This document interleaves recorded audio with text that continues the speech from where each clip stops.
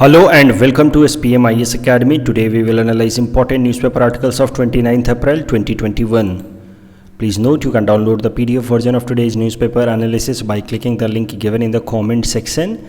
You can download the PDF version of March 2021 magazine from our website spmisacademy.com.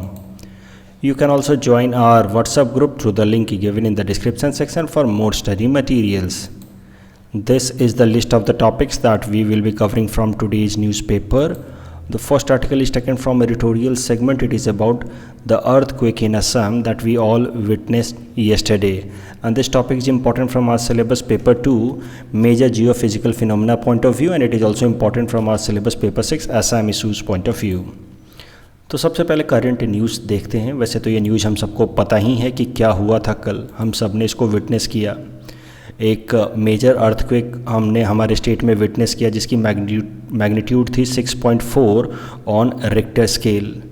और इस major earthquake के बाद भी छोटे छोटे आफ्टर शॉक्स आते रहे और वो जो आफ्टर शॉक्स थे उनकी मैग्नीट्यूड 3.2 से लेकर के 4.7 तक वेरी हो रही थी। और अगले 2.5 घंटे तक इस तरह के कई सारे आफ्टर शॉक्स देखे गए या फील किए गए। कई सारे बिल्डिंग्स को नुकसान हुआ। वैसे फॉर्चुनेटली लाइव्स का लॉस बहुत ज़्यादा नहीं हुआ, दो तीन लोगों की अनफॉर्चुनेट डेथ हुई है, लेकिन बहुत ज़्यादा लॉस तो नहीं हुआ लाइव्स का, लेकिन बिल्डिंग्स को काफ़ी ज़्यादा नुकसान उठाना पड़ा। आप देख सकते हैं कि यहाँ जो महामृत्युंजय टेम्पल है उसके अंदर भी थोड़े थोड़े डैमेजेस हो गए, क्रैक्स आ गए ऑन इट्स वॉल। कई सारे बिल्डिंग्स इस तरह से उन पे डैमेजेस आ गए। आप ये देख सकते हैं, ये बिल्डिंग का वीडियो बहुत चल रहा था कल के दिन।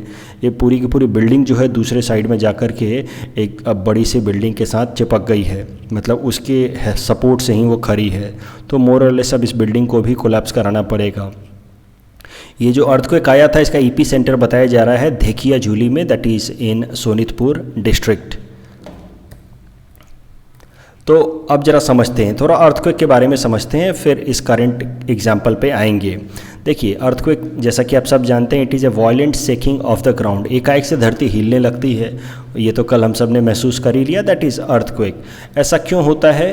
क्योंकि the earth tries to release accumulated stress. एक तरह की स्ट्रेस जब जनरेट हो जाती है अर्थ क्रस्ट के अंदर, तो फिर वो स्ट्रेस रिलीज जब करता है अर्थ एकाएक से, तो उस प्रोसेस में एनर्जी रिलीज होती है in the form of earthquake. Earthquake is nothing but movement of energy. Energy moves in form of waves, और जब वेव की तरह एनर्जी चलती है तो हमारा अर्थ इस तरह से वाइब्रेट करता है। अर्थक्वेक को मेजर करने के लिए जो इक्विपमेंट्स या इंस्ट्रूमेंट्स यूज़ किए जाते हैं उसको हम लोग कहते हैं सेस्मोग्राफ या सेस्मोमीटर। जैसा कि मैंने आपको बताया, earthquake happens due to sudden release of energy from the earth. तो एकाएक से इंटरनल एनर्जी रिलीज होगी तो उस कारण से अर्थक्वेक आते हैं। तो सडन एनर्जी रिलीज होने के 2 कारण हो सकते हैं मेनली। पहला कारण हो सकता है कि हमारे अर्थ का जो क्रस्ट है उस क्रस्ट में ही थोड़े से क्रैक पड़ जाएं, फॉल्ट लाइंस पड़ जाएं इस तरह से, और एक पार्ट अर्थ क्रस्ट का दूसरे पार्ट के साथ टकराए, तो इससे भी एनर्जी रिलीज हो सकती है और उस प्रोसेस में भी अर्थक्वेक आ सकता है। इस तरह का जो अर्थक्वेक होता है उसको हम लोग कहते हैं सैलो फोकस अर्थक्वेक। मतलब उसका जो फोकस है वो बहुत डीप में नहीं होता, सैलो फोकस होता है। तो ये जो सैलो फोकस अर्थक्वेक है ये अर्थ क्रस्ट के टकराने से, एक दूसरे के टकराने से ही ये आता है, और ये सैलो फोकस अर्थक्वेक ज़्यादा खतरनाक होता है। दूसरा अर्थक्वेक हो सकता है बिकॉज ऑफ वोल्केनिक इरप्शन। तो हमारे अर्थ के नीचे जो मैग्मा है, अर्थ क्रस्ट के नीचे जो मैग्मा है, वो मैग्मा एकाएक से इरप्ट करे, तो उस कारण से भी जब वोल्केनो ऊपर आता है, वोल्केनिक इरप्शन होता है, तो उसके साथ साथ थोड़ा बहुत अर्थक्वेक भी आ जाता है। ये जो वोल्केनिक इरप्शन से जो अर्थक्वेक आता है इसको हम लोग कहते हैं डीप फोकस अर्थक्वेक। अभी अर्थक्वेक से रिलेटेड कुछ इंपॉर्टेंट टर्मिनोलॉजीज़ को देख लेते हैं। जहाँ से एग्जैक्टली एनर्जी रिलीज होती है उस पॉइंट को हम कहते हैं फोकस या हाइपोसेंटर। और इस पॉइंट जो अर्थ के अंदर से, मान लीजिए यहाँ से एनर्जी रिलीज हो रही है तो ये हो जाएगा फोकस या हाइपोसेंटर, या यहाँ से एनर्जी रिलीज हो रही है तो ये हो जाएगा फोकस या हाइपोसेंटर। अब इस पॉइंट से एग्जैक्टली ऊपर हमारे अर्थ सरफेस पे जो पॉइंट होता है उसको हम कहते हैं ईपी सेंटर।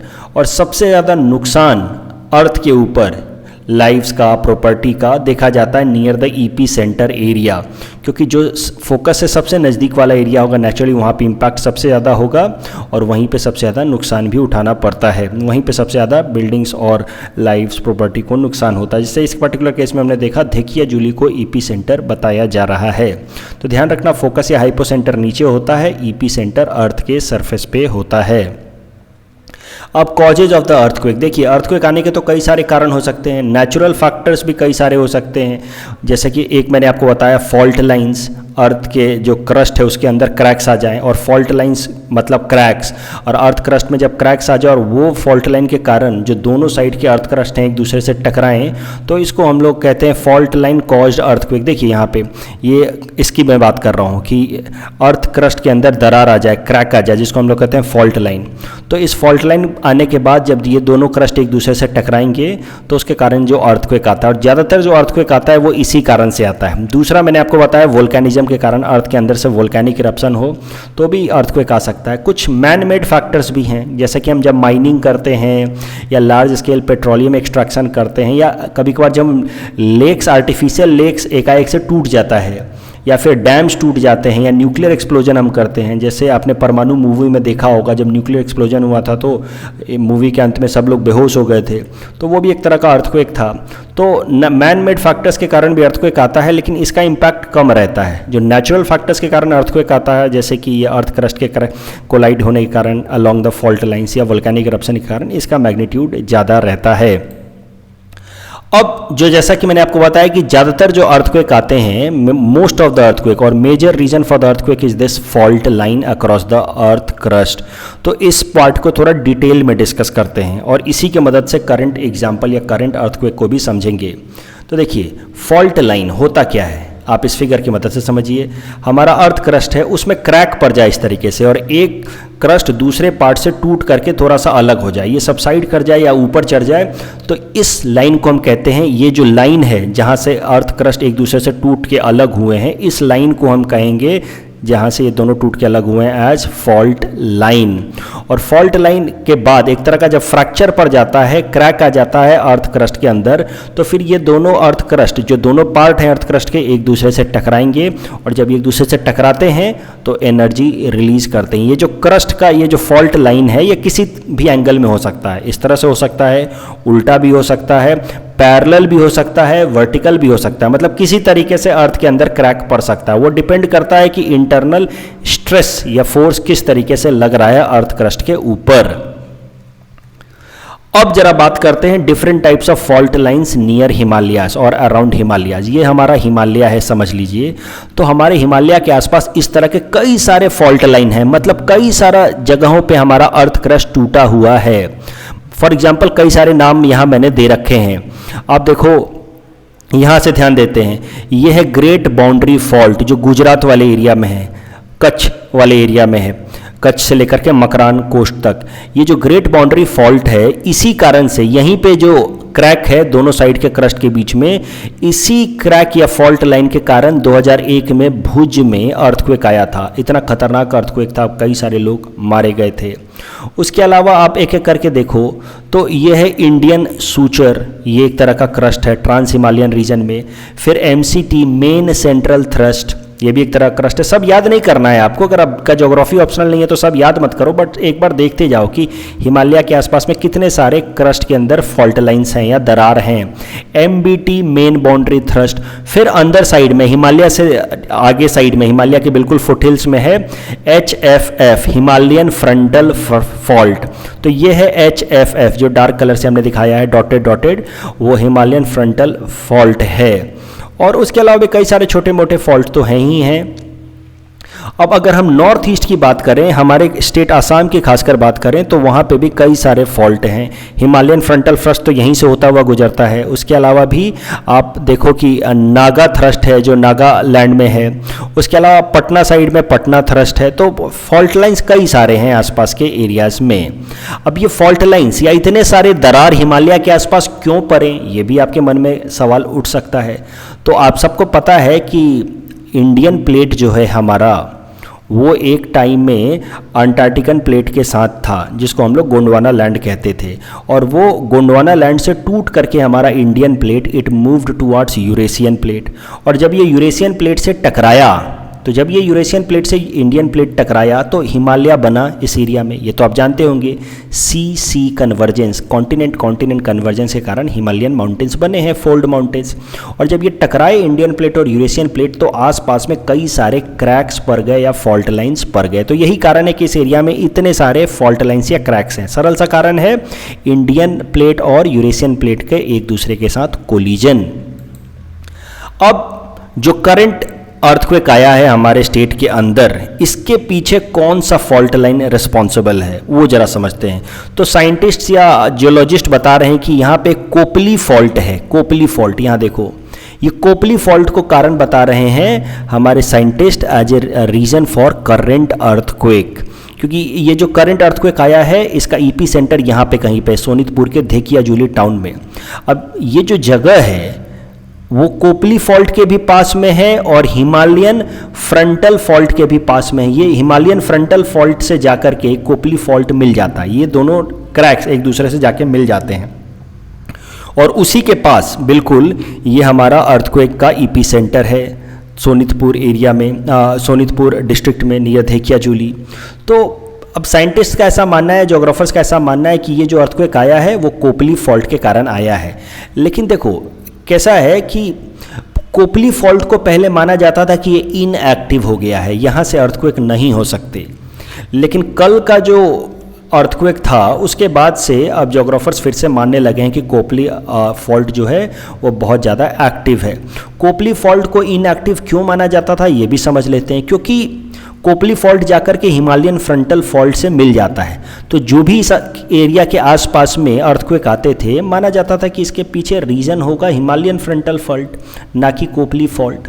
लेकिन इस बार जो अर्थक्वेक आया है इसमें ज्योग्राफर्स को ज़्यादा फैक्टर और या फिर उनको एविडेंसेस मिले हैं that this earthquake is coming from Kopili fault. और इसके साथ ही हमें एक बात पता चल गई कि कोपली फॉल्ट भी एक्टिव है और आने वाले टाइम में ज़्यादा अर्थक्वेक्स आ सकते हैं इस पर्टिकुलर एरिया में। इस पूरे टॉपिक के बेसिस पे हमने आपको ये मेंस प्रैक्टिस क्वेश्चन दे रखा है। You can attempt this question और आप अपना आंसर जो है हमारे टेलीग्राम चैनल पे अपलोड कर सकते हैं for peer to peer review. The next article is taken from national segment. It is a furor caused by DM in a marriage ceremony and this topic is important from our syllabus paper 5 ethics and integrity point of view। तो क्या हुआ, कैसे हुआ, ये सब तो आपने देख ही लिया होगा। ये जो वायरल वीडियो है कल परसों त्रिपुरा डीएम का ये वायरल वीडियो आपने देखा होगा, कैसे एक मैरिज सेरेमनी में जाकर के डीएम साहब किस तरह से बवाल मचा रहे हैं, कैसे लोगों को हरास कर रहे हैं, थ्रैश कर रहे हैं, सबको अरेस्ट कर रहे हैं। ठीक है, अपनी ड्यूटी कर रहे हैं और CRPC 144 के अंतर्गत लोगों को अरेस्ट करने का ऑर्डर दिया, कई सारे वीमेन को भी अरेस्ट किया इन्होंने। तो ये वीडियो तो आपने देख ही लिया होगा, जहाँ पे आपने देखा कि डिस्ट्रिक्ट मजिस्ट्रेट शैलेश यादव जी कैसे एक मैरिज सेरेमनी में पहुँच गए त्रिपुरा के अंदर इन अगरतला। और ये जिस टाइम में पहुँचे रात के 11 बज रहे थे, जबकि इस एरिया में CRPC 144 के अंतर्गत बस 10 बजे तक ही कोई भी फंक्शन कराया जा सकता था। देख रहे हैं आप कैसे इन्होंने एक पेपर फाड़ के फेंक दिया, जहाँ पे इस लेडी ने कहा कि भाई हमारे पास परमिशन है 10 बजे के बाद इस मैरिज सेरेमनी को कराने का। इन्होंने पेपर फाड़ के फेंक दिया। इन्होंने कहा कि बस 10 बजे तक का आपको कोई भी फंक्शन 10 बजे से पहले ख़त्म करना था, आप 11 बजे तक ये फंक्शन कर रहे हैं तो आपको अरेस्ट किया जाएगा।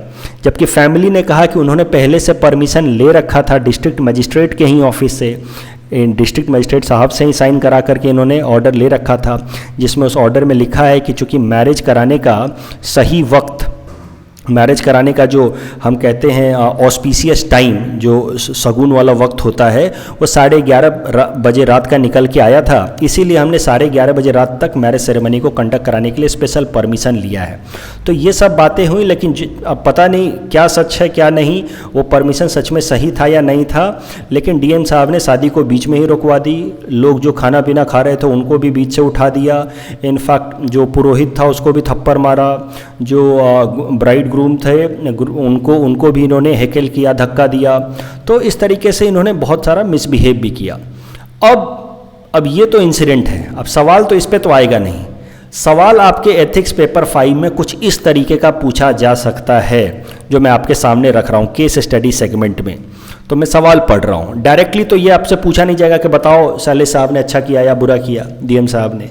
आपको नेता तो है नहीं कि आपसे बुला करके आपसे प्रेस कॉन्फ्रेंस में पूछा जाएगा। आपसे एग्जाम में जब सवाल पूछा जाएगा तो उसको इम्पर्सनल करके इस तरह का स्टेटमेंट बेस्ड सवाल दिया जा सकता है कि एक केस स्टडी में कि that due to covid pandemic in an area was brought under night curfew and CRPC 144 was applied.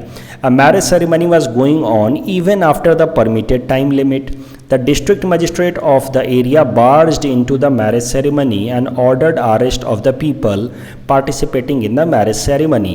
Family claimed that they had sought permission from the DM's office to conduct the marriage ceremony beyond the permitted night curfew limit, but the DM refused even to check the permission. उन्होंने letter देखा भी नहीं. He used slangs like bloody villagers. तो लोगों को उन्होंने कहा bloody villagers for people participating in the marriage ceremony, और उन्होंने फोर्सफुली मैरिज सेरेमनी को बीच में ही रुकवा दिया. He ordered the arrest of everyone present in the ceremony including women and children. What are the, अब क्वेश्चन इस तरह का होगा, ये तो सिचुएशन समझाया गया, अब क्वेश्चन इस तरह का होगा, what are the legal and ethical issues involved in this particular case. What would you do in the situation if you were district magistrate of the area? आप क्या करते अगर आप DM होते इस एरिया के तो अब आपको इस तरह से कुछ जवाब देना है. हम अपने हिसाब से स्टैंडर्ड आंसर दे रहे हैं, आप इसमें कुछ और भी सजेशन दे सकते हैं, कुछ और भी आइडियाज़ ऐड कर सकते हैं.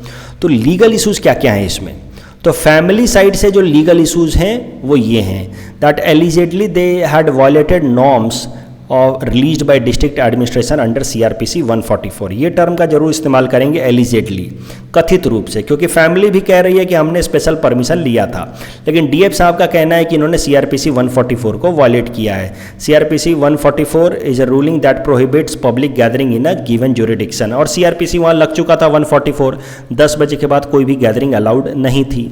उसके अलावा allegedly IPC 188 Indian penal code 188 was also violated. इसमें क्या था, disobedience to order duly promulgated by public servant. तो DM साहब ने कहा कि मैंने सबको बोला है जगह खाली कर देने को जल्दी से जल्दी, अगर कोई भी थोड़ी देर भी रुकता है तो उनको 188 IPC 188 के अंतर्गत अरेस्ट कर लिया जाए, मतलब एक अथॉरिटी के ऑर्डर को वायलेट करने के जुर्म में उनको अरेस्ट कर लिया जाए. तो ये दोनों लीगल प्रोविजंस को वायलेट किया है फैमिली ने एलिजेड तरीके से, कथित रूप से, मतलब DM साहब के हिसाब से. लेकिन DM साहब के साथ डायरेक्शन से भी या DM साहब के साइड से भी कुछ लीगल वायलेशंस हुए हैं, कुछ लीगल इश्यूज हैं. क्या है लीगल इश्यूज वो ज़रा समझते हैं. तो देखिए, सुप्रीम कोर्ट ने शीला बरसे वर्सेस स्टेट ऑफ महाराष्ट्र 1983 के अपने जजमेंट में एक साफ साफ डायरेक्टिव दिया है कि किसी भी विमेन को अरेस्ट करने से पहले विमेन पुलिस ऑफिसर का होना जरूरी है, खासकर तब जब अरेस्ट रात के टाइम में हो रहा है, शाम होने के बाद, after the sunset and before sunrise. अगर अरेस्ट विमेन का हो रहा है तो विमेन पुलिस ऑफिसर के रहने के सामने ही होना चाहिए, मौजूदगी में ही होना चाहिए, खासकर जब अंधेरा हो. ऐसा सुप्रीम कोर्ट का साफ साफ जजमेंट है, डायरेक्शन है पुलिस को और एडमिनिस्ट्रेशन को. लेकिन इस पर्टिकुलर केस में आप देख रहे हैं कि DM साहब ने विमेन एंड चिल्ड्रन को भी अरेस्ट कर लिया फॉर द टाइम बीइंग, और वहाँ पे कोई भी police officer, women police officer नहीं थी. तो DM साहब के साथ भी साइड से भी कुछ लीगल लैप्सेज हुए हैं. लेकिन उससे ज़्यादा इंपॉर्टेंट है एथिकल लैप्सेज या एथिकल इश्यूज. तो फैमिली की साइड से, जिस फैमिली ने ये मैरिज सेरेमनी कराया था, उनके साइड से क्या एथिकल लैप्सेज हैं. तो एथिकल लैप्सेज हो सकते हैं that they allegedly they are not following proper Covid norms.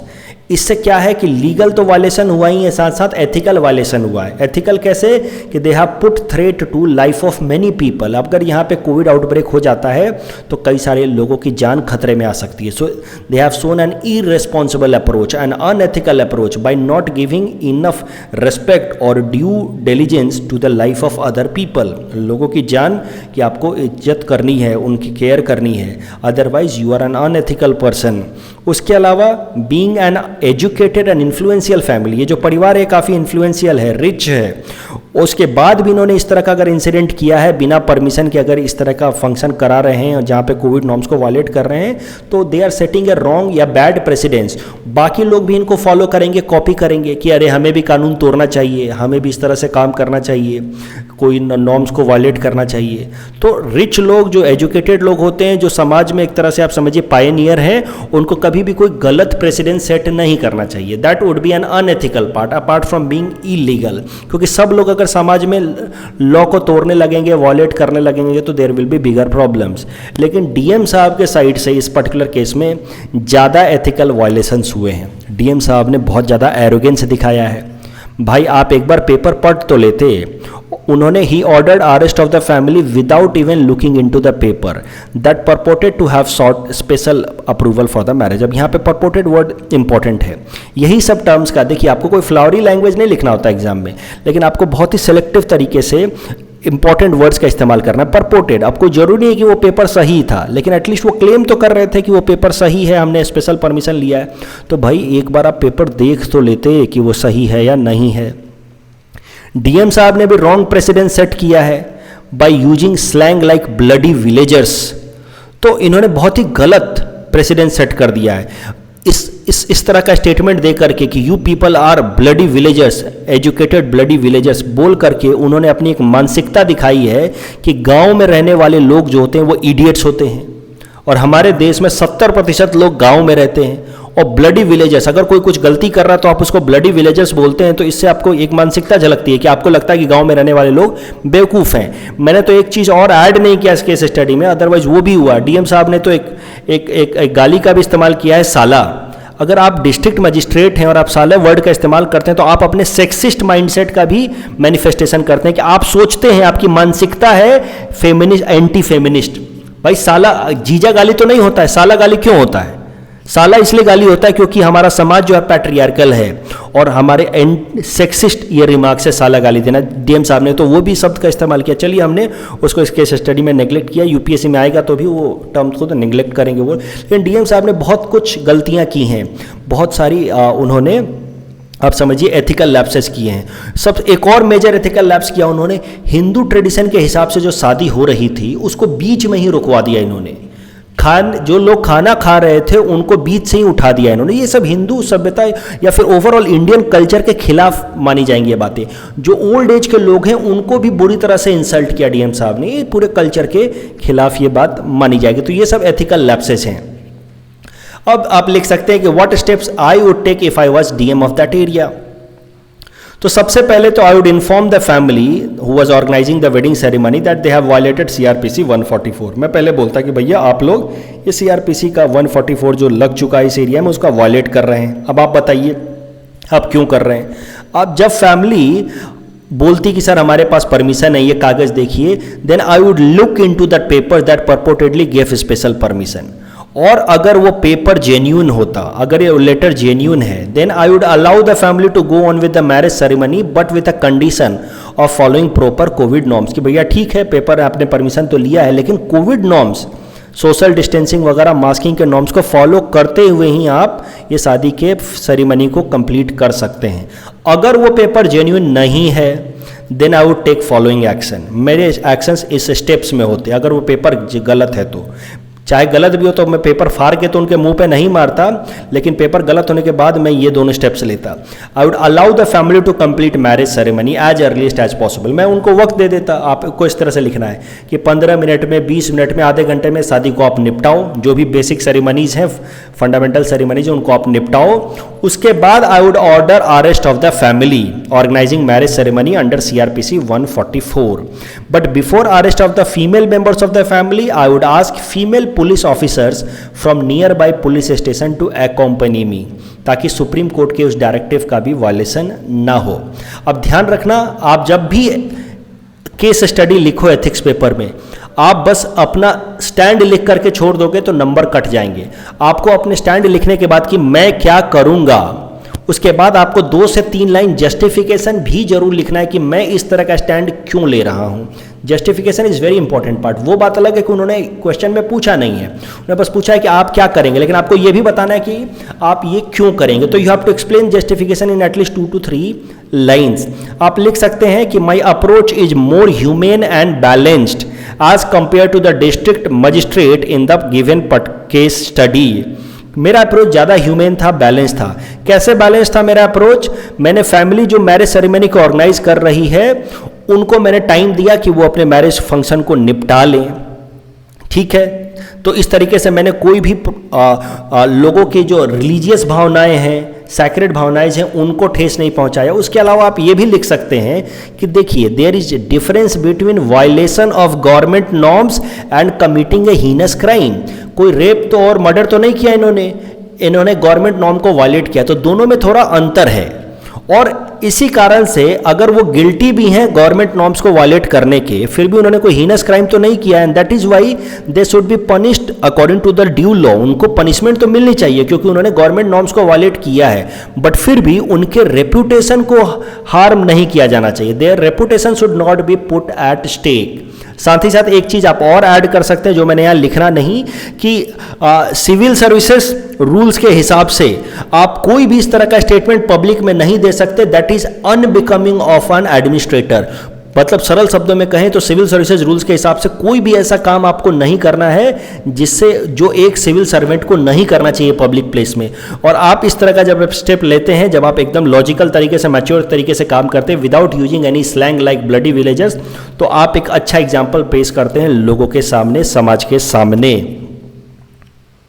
अभी स्टूडेंट्स को भी मैं यहाँ पे रिक्वेस्ट करूंगा कि आप अपना अपना ओपिनियन भी यहाँ पे कमेंट सेक्शन में लिख करके बताओ। आप बताओ कि आप डीएम साहब ने सही किया या परिवार सही था, या फिर किस तरह का अप्रोच होना चाहिए। अगर आप डीएम होते तो आप क्या करते इस पर्टिकुलर केस में? क्या आप मुझसे अग्री करते हैं या नहीं करते हैं? आप कहाँ पे और चेंजेस लाना चाहते हैं मेरे अप्रोच में? जो आंसर मैंने बताया ये आप अपने कमेंट्स में लिख करके बता सकते हैं in the comment section. The next article is taken from environment segment. It is about Bengal florican. This topic is important from our syllabus paper 4 environment point of view. तो देखिए बैकग्राउंड क्या है। बैकग्राउंड काफ़ी सरल है। हमारे state Assam state के अंदर बोडोलैंड टेरिटोरियल काउंसिल के administrators along with the state government of Assam ने फैसला लिया है कि वो agro forestry and biodiversity college बनाएंगे at Kokilabari near Manas national park and tiger reserve. तो अब ये जब कॉलेज बनेगा नियर मानस नेशनल पार्क, तो बहुत सारे इन्वायरमेंटलिस्ट्स का मानना है कि इससे जो बंगाल फ्लोरिकन बर्ड्स हैं उनके पॉपुलेशन को और नुकसान पहुंचेगा, क्योंकि ये जो एरिया जहाँ पे ये कॉलेज बनाने की बात चल रही है वहीं पे थोड़े बहुत बंगाल फ्लोरिकन बर्ड्स हमारे स्टेट आसाम में मिलते हैं। वहाँ पे अगर हम कॉलेज बना देंगे, लोगों का आना जाना होगा, तो बंगाल फ्लोरिकन बर्ड्स वहाँ से भी ख़त्म हो जाएंगे। तो जरा बंगाल फ्लोरिकन बर्ड्स के बारे में समझते हैं। ये जो बंगाल फ्लोरिकन बर्ड्स हैं पूरे दुनिया भर में 2 जगहों पे मिलते हैं। एक तो साउथ एशिया में, इंडियन सब कॉन्टिनेंट में, उसके अलावा साउथ ईस्ट एशिया में। इंडिया के अंदर अगर बात की जाए इंडियन सब कॉन्टिनेंट में, तो हमारे देश के अंदर ये उत्तर प्रदेश, अरुणाचल प्रदेश और आसाम में मिलते हैं। उसके अलावा they are also found in the Terai region of Nepal. They are mostly found in the grasslands, और उनकी पॉपुलेशन हाल फिलहाल में इसलिए घट रही है क्योंकि ग्रासलैंड्स कम हो रहे हैं। इस पर्टिकुलर केस में भी ग्रासलैंड्स को काट करके और ये कॉलेज बनाने की बात चल रही है, तो अपने आप बंगाल फ्लोरिकन्स की पॉपुलेशन खत्म हो जाएगी। अगर इनका कंजर्वेशन स्टेटस का बात किया जाए तो IUCN रेड डाटा बुक में they are categorised as critically endangered. Wildlife protection act of 1972 में they have categorised as schedule 1, और साइट्स में convention on international trade of endangered species में they have categorised as appendix 1। मतलब हर जगह they have been given highest protection. इस topic के basis पे हमने आपको ये प्रैक्टिस क्वेश्चन दे रखा है। You can attempt this question and you can submit the answer in the comment section. The next article is taken from economy segment. It is about large area certification scheme. This topic is important from our syllabus paper 4 Indian economy point of view, especially subsegment agriculture point of view. Current news काफ़ी सरल है। देखिए अंडमान निकोबार के 2 islands, car Nicobar और नानकोरी group of islands में भारत सरकार ने 14,491 14,491 hectare area को एक साथ ऑर्गेनिक एरिया डिक्लेयर कर दिया है under its scheme large area certification scheme. देखिए जो स्कीम है लार्ज एरिया सर्टिफिकेशन स्कीम, ये भारत सरकार लेकर के आई है अंडर परंपरागत कृषि विकास योजना। परंपरागत कृषि विकास योजना का आपको पर्पस पता होगा, मैंने भी बता रखा है। इसके अंतर्गत ऑर्गेनिक फार्मिंग को प्रमोट किया जाएगा। तो अब इस परंपरागत कृषि विकास योजना के अंतर्गत लाया गया है लार्ज एरिया सर्टिफिकेशन स्कीम, जिसमें एक लार्जर एरिया को एक बार में डिक्लेयर कर दिया जाएगा और ऑर्गेनिक फार्मिंग वाला एरिया। तो उससे होगा क्या कि उस एरिया से जो भी क्रॉप्स या आइटम्स निकल के आएंगे, फूड क्रॉप्स, उसको ऑर्गेनिक फूड क्रॉप का टैग अपने आप मिल जाएगा। मान लीजिए कि एक लार्जर एरिया को हमारे पूरे कामरूप, एग्जाम्पल के लिए बता रहा हूँ मैं, पूरे कामरूप मेट्रो वाले एरिया को भारत सरकार ने कह दिया कि ये लार्जर एरिया सर्टिफिकेशन स्कीम के अंतर्गत ये ऑर्गेनिक फार्मिंग वाला एरिया है। तो यहाँ का जो भी प्रोडक्ट आएगा वो अपने आप उसको माना जाएगा कि ये ऑर्गेनिक प्रोडक्ट है। और इस तरीके का लार्जर सर्टिफिकेशन दिया है भारत सरकार ने लगभग 14,491 हेक्टेयर एरिया में इन अंडमान एंड निकोबार आइलैंड। तो वहाँ से जो भी प्रोडक्ट आएगा उसको अपने आप ऑर्गेनिक फूड की तरह माना जाएगा। तो ये जो स्कीम लाया गया अंडर परंपरागत Krishi Vikas Yojana, that has been brought in order to promote organic farming. आपसे सीधा सीधा प्रीलिम्स में पूछ लिया जाएगा कि larger area certification scheme has been brought in order to promote what. Option दे सकता है to safeguard critically endangered species, to promote, to safeguard rivers, to promote organic farming. The correct answer will be organic farming. इस scheme को implement करने की जिम्मेदारी दी गई है department of agriculture and family farmers welfare को। और ये जो सर्टिफिकेशन दिया गया इस एरिया को, उसको हर साल एनुअल बेसिस पे रिन्यू कराना होगा। याद रखना, अंडमान निकोबार को ऐसा पहला आइलैंड या यूनियन टेरिटरी बन चुका है, ऐसा पहला जगह बन चुका है जिसको लार्ज एरिया सर्टिफिकेशन स्कीम के अंतर्गत ऑर्गेनिक सर्टिफिकेशन का टैग दिया गया है। So over 14,400 hectare area in Andaman and Nicobar has become first large territory to get organic certification. In our segment, most probable prelims topics for upcoming UPSC, today we will cover topic number 111 to 115. Topic number 111 is about Western Dedicated Freight Corridor. It is a broad gauge corridor. Its length is about 1504 kilometer. Western Freight Corridor begins at Dadri in Uttar Pradesh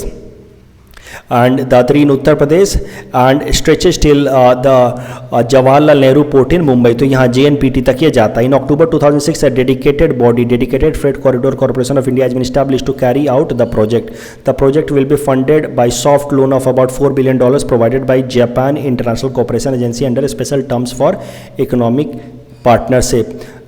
This will passes through Haryana, Rajasthan, Gujarat and Maharashtra. साथ ही साथ ये diagram भी, ये image भी देख लेना, ये रेड कलर से जो हमने दिखाया वो है eastern dedicated freight corridor. Please attempt this question based on topic number 111. Topic number 112 is about State Energy Efficiency Index.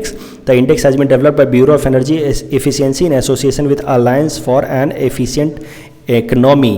It tracks progress of energy efficiency initiatives in all states and union territories on the basis of 97 indicators. Please attempt this question based on topic number 112. Topic number 103 is about Eastern Mediterranean region mapping. तो ये area देख लेना, eastern Mediterranean reason के आसपास कौन कौन से country हैं। इजिप्ट है, फिर इजराइल है, लेबनान है। देखना जॉर्डन जो है does not open into Mediterranean, ये सवाल 2015 यूपीएससी प्रीलिम्स में पूछा जा चुका है। फिर सीरिया है, फिर टर्की है, यहाँ पे ग्रीस है। Please attempt this question based on topic number 113. Topic number 114 is about Belt and Road Initiative. It is reminiscent to the Silk Road and it is a massive infrastructure project that will stretch from Eastern Asia to Europe, and it was launched in 2013. The plan is two-pronged: Overland Silk Road and Economic Belt and Maritime Silk Road. The two were collectively referred to as first as One Belt One Road, but later on they were known as Belt and Road Initiative. The project involves creating a vast network of railways, energy pipelines, highways and streamlined border crossing. The original Silk Road arose during the westward expansion of China's Han Dynasty during 206 BC to 220 century, which forged a trade network throughout the Central Asian countries as well as modern day India and Pakistan to the south. Please attempt this question based on topic number 114. Topic number 115 is about mapping of West Asia. इस साल के लिए waste Asia बहुत important है, तो waste Asia के सारे countries को ध्यान से देख लेना, right from Iran to Syria, Iraq, Lebanon, Palestine, Jordan, Kuwait, Bahrain, Qatar, UAE, Saudi Arabia, Oman and Yemen. Yemen इस साल के लिए बहुत ज़्यादा इंपॉर्टेंट है, तो इसको इसकी मैपिंग आसपास में और ज़्यादा ध्यान से कर लेना, मैप में देख लेना अपने एटलस के अंदर। Please attempt this question based on topic number 115. This is the answer of question number 106 to 110 that we had given in yesterday's newspaper analysis. Today's question can be attempted by students and you can submit the answer in the comment section. We'll be sharing answer of these questions in tomorrow's newspaper analysis.